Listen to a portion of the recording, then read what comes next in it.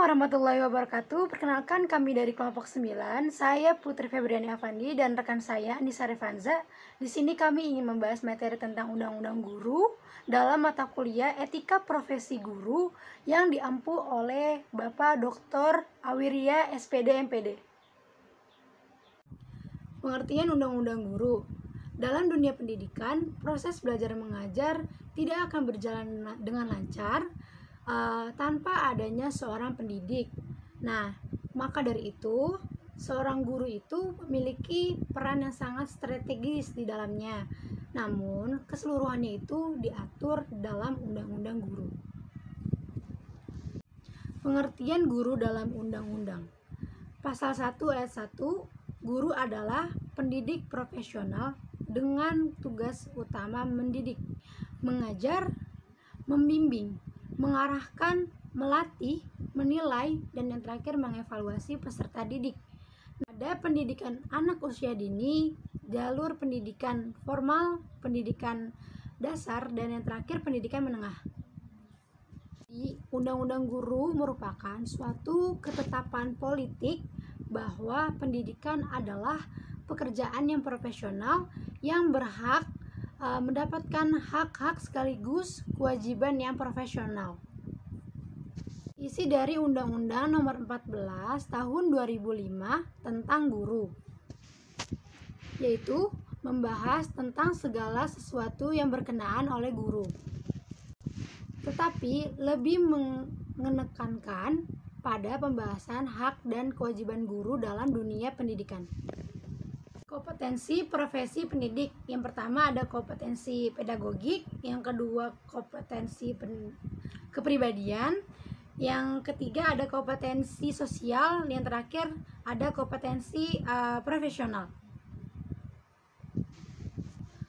Kompetensi pedagogik merupakan suatu pengelolaan pembelajaran pada siswa. Kompetensi pedagogik itu menekankan pembelajaran pada pemahaman, perencanaan, pelaksanaan, pengevaluasian, dan yang terakhir pengembangan dalam metode pembelajaran.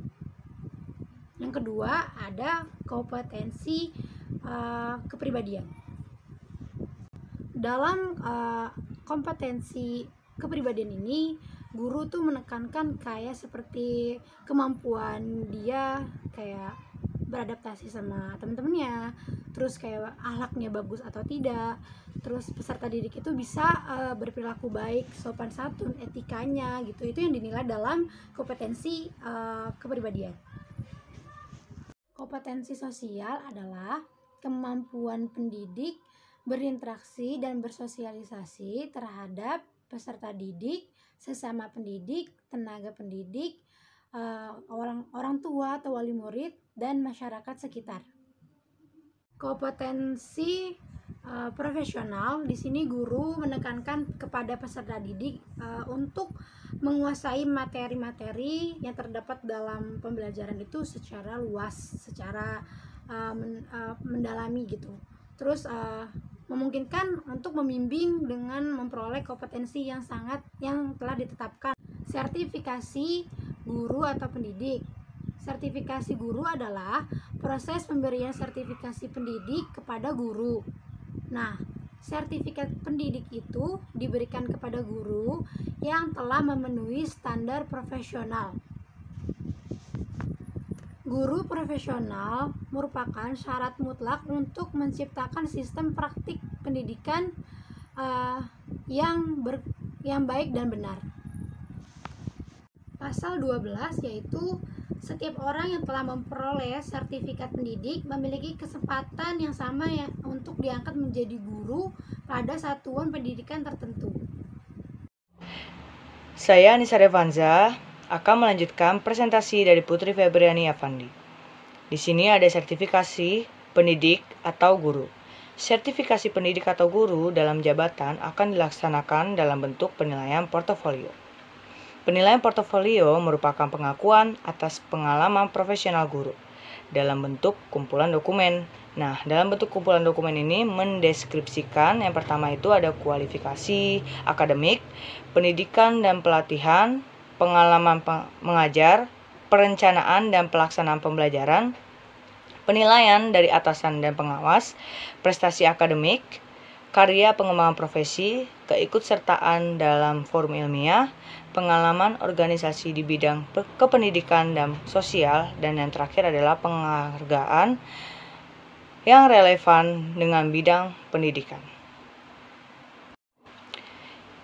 Yang pertama tadi ada kualifikasi akademik. Yang dimaksud kualifikasi akademik itu adalah tingkat pendidikan minimal yang harus dipenuhi oleh seseorang pendidik atau pengajar yang dibuktikan dengan ijazah atau sertifikat keahlian, sertifikat guru yang relevan sesuai ketentuan perundang-undangan yang berlaku. Yang kedua ada pendidikan dan pelatihan. Pendidikan pelatihan itu adalah penciptaan suatu lingkungan di mana para pegawai dapat memperoleh atau mempelajari sikap, kemampuannya, keahliannya, pengetahuannya, dan perilakunya yang spesifik yang berkaitan dengan pekerjaan. Dan yang ketiga, tadi ada pengalaman mengajar. Jadi pengalaman mengajar itu adalah masa guru dalam melaksanakan tugas sebagai pendidik pada satuan pendidikan tertentu sesuai dengan surat tugas dari lembaga yang berwenang, dapat dari pemerintah atau kelompok masyarakat penyelenggara pendidikan seperti itu. Selanjutnya ada perencanaan dan pelaksanaan pembelajaran. Adalah pegangan seorang guru dalam mengajar di dalam kelas. Jadi ini dibuat oleh guru untuk membantu guru dalam mengajar agar sesuai dengan standar kompetensi dan kompetensi dasar. Selanjutnya ada penilaian dari atasan dan pengawas. Nah, yang dimaksud dengan penilaian dari atasan dan pengawas itu adalah penilaian atasan terhadap kompetensi, kepribadian, dan sosial. Jadi kepribadian guru dan sosialnya akan dinilai oleh atasan dan pengawas. Prestasi akademik atau prestasi belajar. Yang dimaksud dengan prestasi akademik atau prestasi belajar adalah proses belajar yang dialami siswa yang menghasilkan perubahan dalam bidang pengetahuan, pemahaman, penerapan, daya analisis, sintesis, dan evaluasi. Karya pengembangan profesi. Jadi ini adalah suatu karya yang menunjukkan adanya upaya dan hasil pengembangan profesi yang dilakukan oleh guru tersebut. Selanjutnya ada keikutsertaan dalam forum ilmiah. Jadi keikutsertaan dalam forum ilmiah ini adalah partisipasi guru dalam forum ilmiah seperti seminar, habis itu diskusi panel atau diskusi antar guru pada tingkat kecamatan, kabupaten atau kota, provinsi, nasional ataupun internasional. Baik guru itu sebagai narasumber atau penyampai maupun sebagai peserta. Selanjutnya ada pengalaman organisasi di bidang kependidikan dan sosial. Jadi, keikutsertaan guru menjadi pengurus organisasi kependidikan ataupun organisasi sosial pada tingkat desa, kelurahan, kecamatan, kabupaten, kota, provinsi, nasional atau internasional, dan atau mendapatkan tugas tambahan. Yang terakhir ada penghargaan yang relevan dengan bidang pendidikan. Yang dimaksud itu adalah penghargaan yang diperoleh guru atas dedikasinya dalam pelaksanaan tugas sebagai pendidik dan bertugas di daerah khusus untuk memenuhi kriteria. Kedudukan guru menurut Undang-Undang. Pasal 4 berbunyi kedudukan guru sebagai tenaga profesional sebagaimana dimaksud dalam pasal 2 ayat 1. Berfungsi untuk meningkatkan martabat dan peran guru sebagai agen pembelajaran, berfungsi untuk meningkatkan mutu nasional. Jadi yang dimaksud dengan pasal 4 ini, kedudukan guru itu sebagai tenaga profesional yang berfungsi untuk meningkatkan martabat dan peran guru sebagai agen pembelajaran. Yang maksud agen pembelajaran itu adalah sebagai orang yang memberi materi atau pembelajaran.